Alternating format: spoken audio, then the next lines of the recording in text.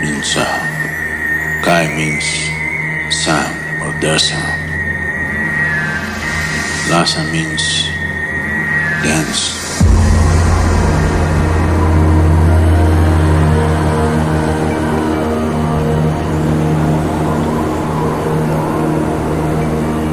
Kailasa means where sound first danced.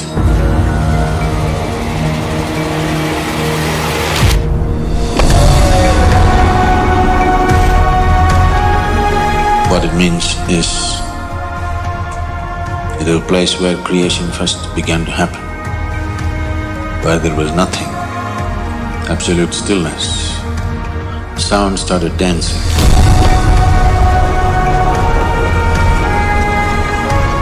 That is the beginning of creation.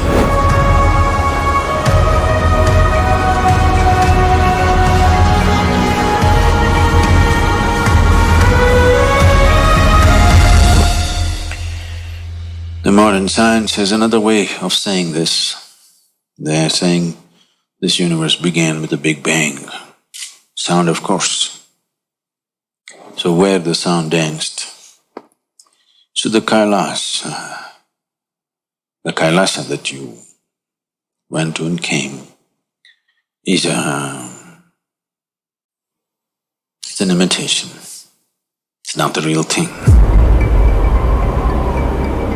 Kailasa is supposed to be Shiva's abode somewhere else because he came and resided here.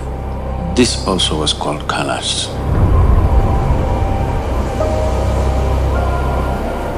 He came to the south and spent a little time there, about 3.5 months. So we call that also as Kailas.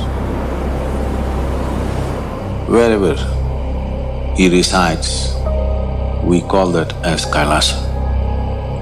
The original Kailasa, where he came from, is a different place. So that actually means, Kai means sound, Lasa means to dance. Where the sound danced or began to dance first, that is Kailasa, or the beginning of the existence. Namaskaram, Sadhguru. Did Adiyogi and the Saptarishis dissolve themselves into Kailash? From what we know, 3 Buddhas and Rishabh Maharishi, particularly Rishabh went there to grasp everything. He went there with the determination, he will grasp everything and take it down and share it with the world. But he tried to grasp and he got grasped. He became one with the mountain.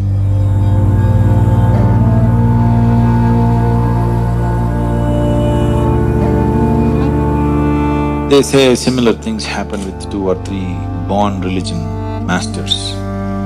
And the 3 Buddhas, including Manjushri, I forget the other names.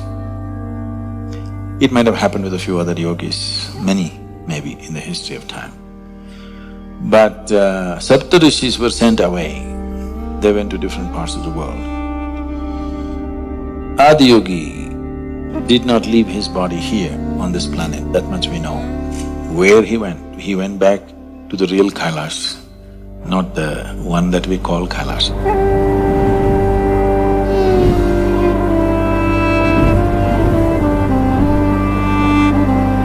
So,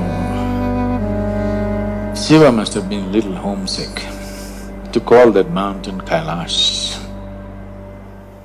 Or maybe people around him named it that way. We don't know. But I think he was homesick because he kept going back very often.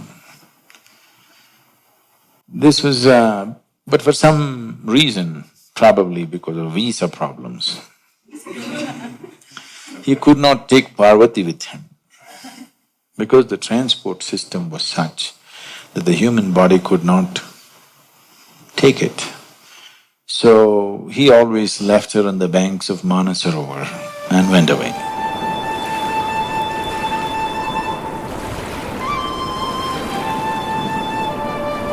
In her loneliness, she created this boy, you know the whole story.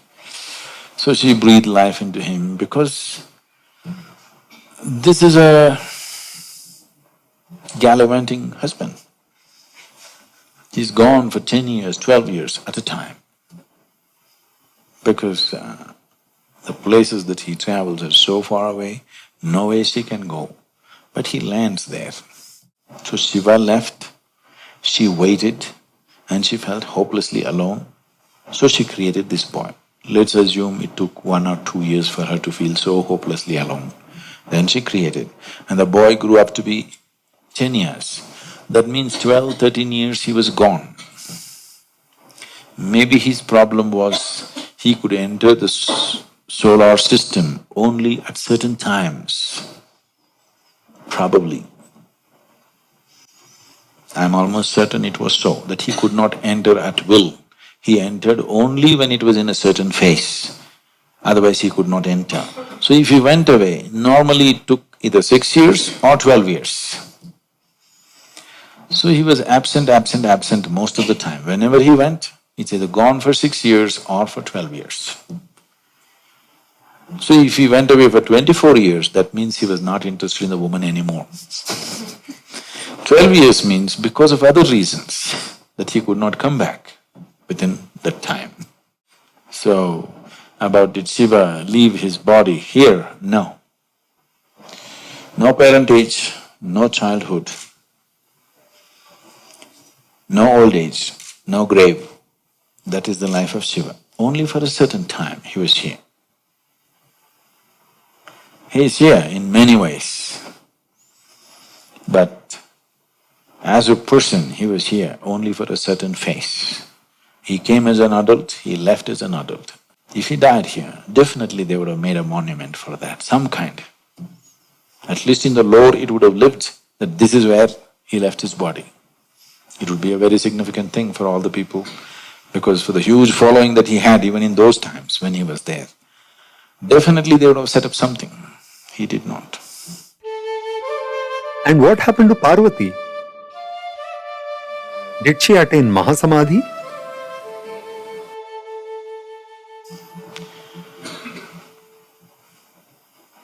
No.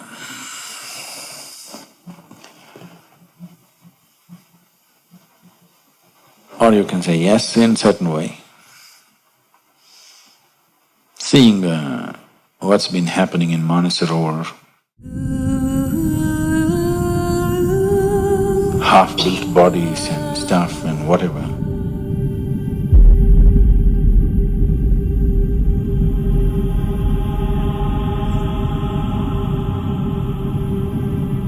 This is conjecture. From here on, whatever I speak is not the truth. It could be so.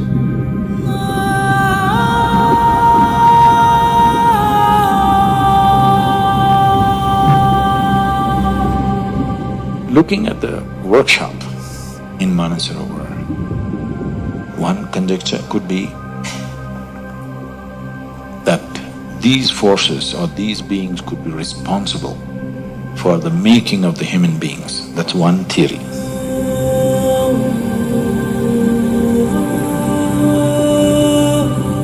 Another is probably they are trying to build a future human being. Another is that Shiva himself did not have a human form when he came here, that is certain. He is also of a different kind. But for him alone, he built a human body, slightly exaggerated because he was 9 feet tall. Clearly the scriptures say when he stood, his head stood level with the head of a horse. And when he went to the south, the southern Indian scriptures say he was 2 times the height of an average woman. Normally South Indian women were either 5 feet or less at that time, pure Dravidian woman. And they saw him as 2 times the size of a woman.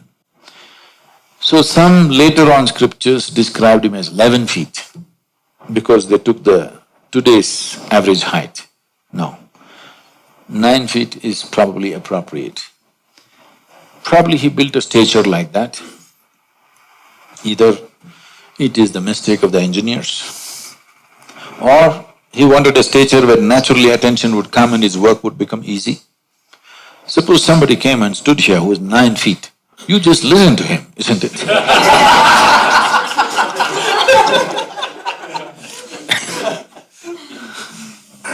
So, it's nice, you built a personality the way it works for him. If a 9 foot tall man came here and whatever he said, you don't argue with him not because of his physical strength, simply the stature. Or they were experimenting with creating something, bodies for themselves. Probably they were preparing bodies for the Ganas who were all distorted or these beings were still floating around. They were trying to build human bodies for them. Either a project is continuing and they may be walking among us, or they abandoned the project. It doesn't look like they abandoned because still many things are alive. Or our sense of time and their sense of time is so different that for us, if something is alive for 1,000,000 years, maybe it's a big thing, maybe it's nothing for them, we don't know. Our sense of time and their experience of time may be completely different.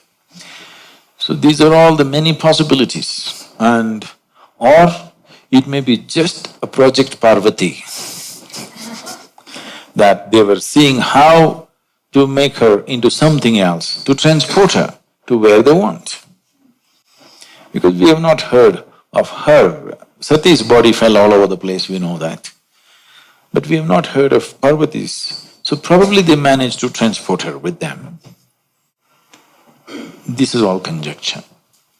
We are trying to logically arrive at something from the existing few things that we have seen, very little things that we have seen.